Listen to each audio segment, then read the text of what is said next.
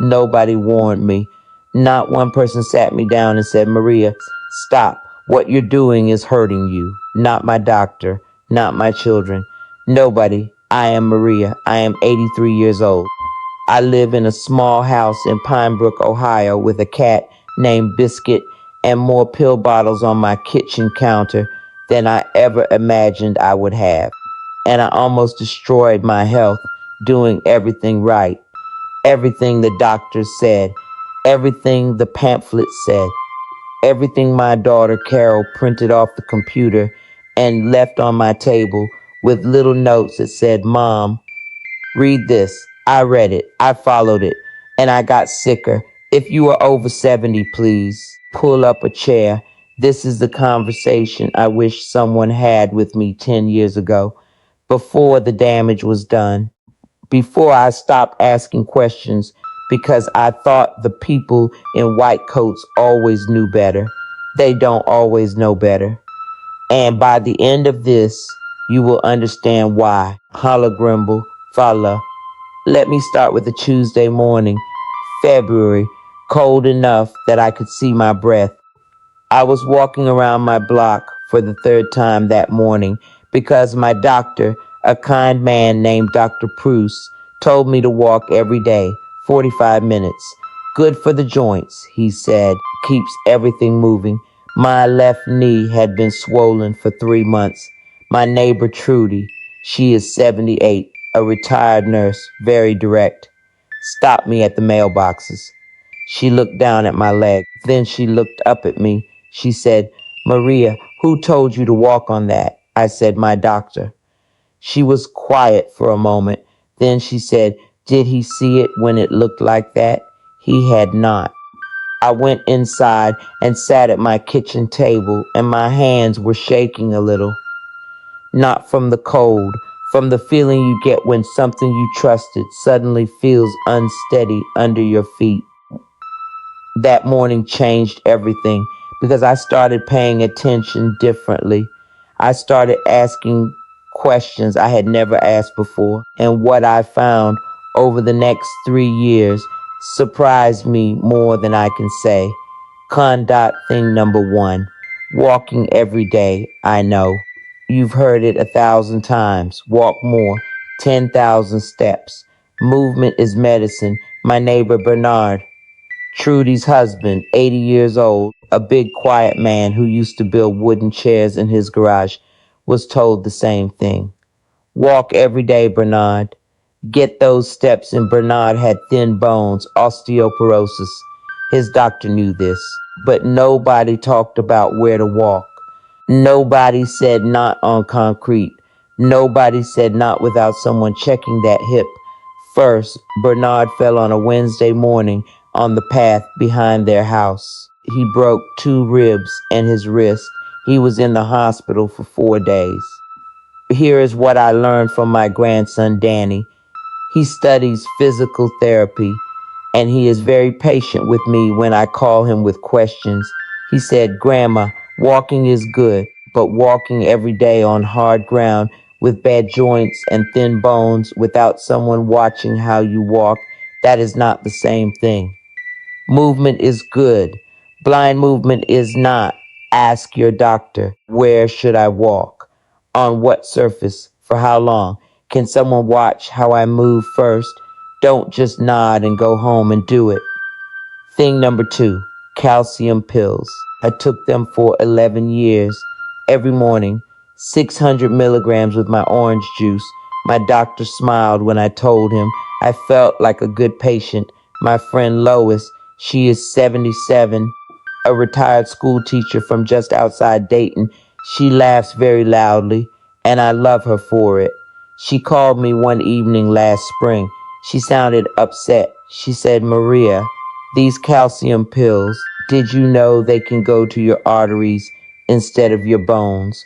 I said, Lois, that sounds like something strange from the internet. She said, it is from Johns Hopkins. I went cold. 11 years. I had taken them for 11 years. My heart doctor, Dr. Amara, a small, serious woman who never wastes words, looked at my chart and said, Maria, I want you to stop these. Let's do a scan first. I sat in that waiting room for 40 minutes with my hands folded in my lap thinking about 11 years. I was fine, but Lois was not so fine. Her numbers were not good. The problem is this: calcium pills taken without vitamin K2 and magnesium can end up in your artery walls instead of your bones. It sounds impossible, but it is true. And most doctors do not tell you this when they hand you the bottle. Ask. Ask about K2. Ask about magnesium. Ask whether food is better for you than pills. Humble vowel. Thing number 3. Low fat everything. Oh, this one. We have been afraid of fat since I was in my 50s. Low fat yogurt. Low fat cheese. Low fat salad dressing that tastes like sadness. My daughter Carol brought me these things for years. She was trying to help. She loves me. I know that, but here is what nobody told us. Your brain is made of fat, more than half of it. Your nerves are wrapped in fat. Your hormones need fat to exist. When you stop eating real fat, butter, eggs, olive oil, avocado, at our age, you are not protecting your heart. You are starving your brain. My friend Ruth, she is 81, grew up in a farming family in Pennsylvania. She still makes everything from scratch. Switched back to whole butter and real eggs 2 years ago. Her doctor did not tell her to. A different doctor did. A younger one who looked at her whole picture. Ruth told me, Maria, within 2 weeks I slept better. My knees hurt less. I cannot explain it, but something changed. I believe her because the same thing happened to me. Do not be afraid of real food. Be more afraid of food made in a factory to look like real food. Thing number 4, antacid pills every day. Heartburn after dinner. I told my doctor. He said, take this long term. It will help. And it did help. The burning stopped. 3 years I took it without question. My friend Glenna, she is 76, from Akron, tiny woman with a long silver braid, had been on the same kind of pill for 5 years. Then her hands started tingling. She started forgetting words right in the middle of sentences.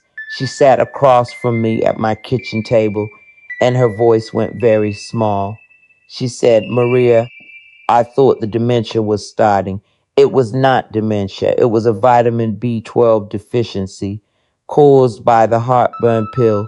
The pill blocks the acid that your body needs to absorb B12. 5 years of doing that, and her nervous system was running on empty. Why did nobody test me? She said. I did not have an answer. Here is the truth. After 70, many of us do not make enough stomach acid. We make too little.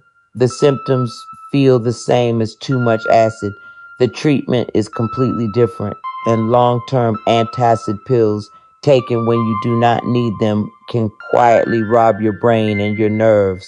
Ask for a test before you take a pill forever. Honglomlo. Third thing, number 5, sleeping less because you think you need less. I used to wake at 4 in the morning and lie there feeling guilty for wanting more sleep. I thought, this is just old age. Old people sleep less. That is just how it is. It is not how it is. While you sleep real, deep sleep, your brain cleans itself.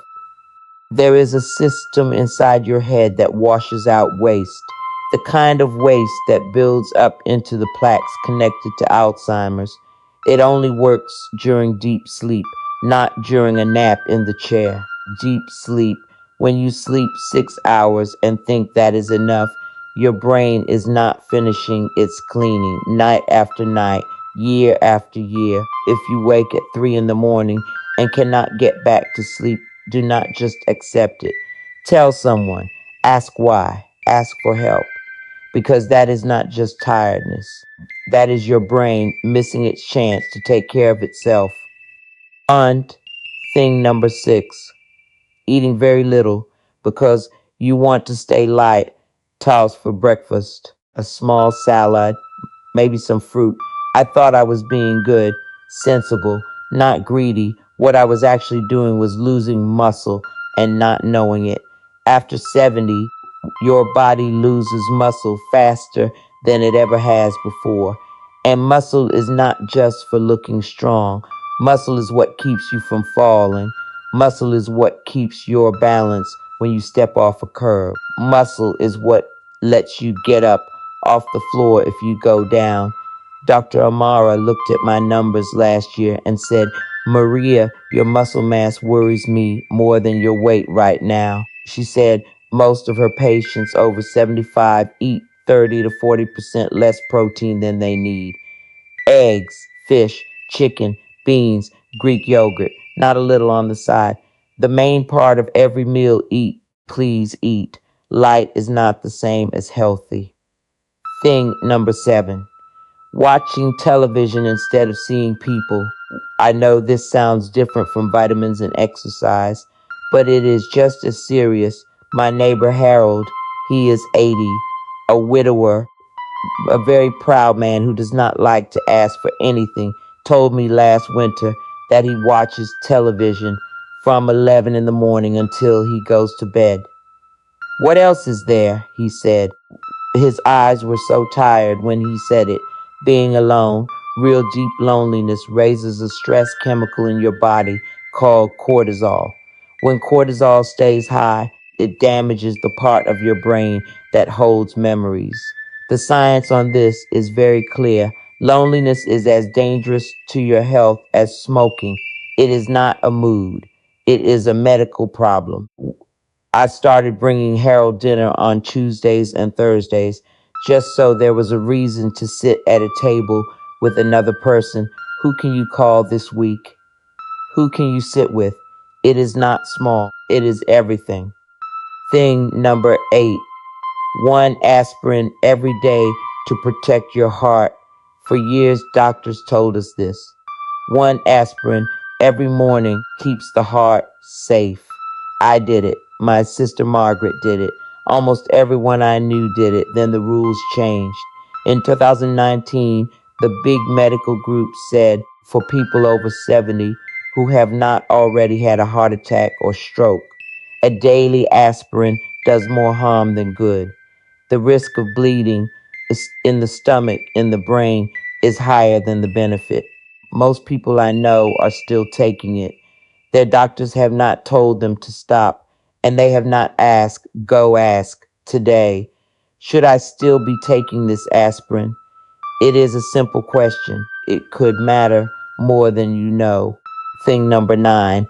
This is the hardest one. Trusting only one voice, one doctor, one appointment, one quick answer, one pamphlet. I was taught to be a good patient. Say thank you. Do not take too much time. Do not question. The doctor knows.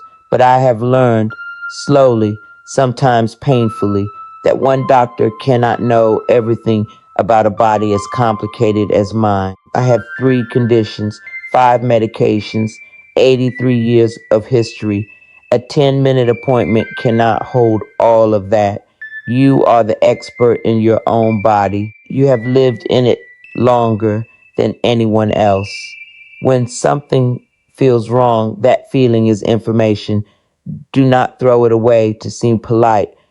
Write your questions down the night before your appointment. Bring someone with you. Ask for a second opinion if something does not sit right. Find a doctor who specializes in older adults, a geriatric specialist, if you can. You are not being difficult. You are being smart. Now, before I go, I want to ask you something. If this helped you, if even one thing I said made you think I should ask about that, please share this with someone you love, a sister, a friend, a neighbor who lives alone and watches too much television. Click that share button right now and send this to them because I cannot reach them, but you can. And if you want to keep sitting with me, I talk about things like this every week. Things nobody tells us. Things I am still learning at 83.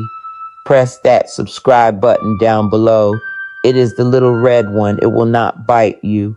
and it means I can keep talking to you on Herlumbala. Here's what I know now. We were raised to be quiet patients, to accept what we were given and say thank you. But we are not quiet patients anymore. We are women and men who have lived long enough to know that the easy answer is not always the right one. The most important thing I have learned is this. Being healthy after 70 sometimes means doing less of what you have been told, less following, more asking. I blow. Today I sleep 7.5 hours. I eat eggs every morning with real butter. I take fewer pills than I used to, but the ones I take, I understand. I walk on the grass behind the community center with Trudy on Monday and Friday mornings. I have Glenn and Lois over on Thursday evenings, and we talk about real things. I do not feel like a young woman. I feel like myself. And at 83, that is more than enough. Thank you for sitting with me today, for listening to something that took me years to understand, but will not take you nearly that long. If you want to sit with me again, I will be here, still learning, still asking questions, still glad you came. Take care of yourself, whatever that looks like for you.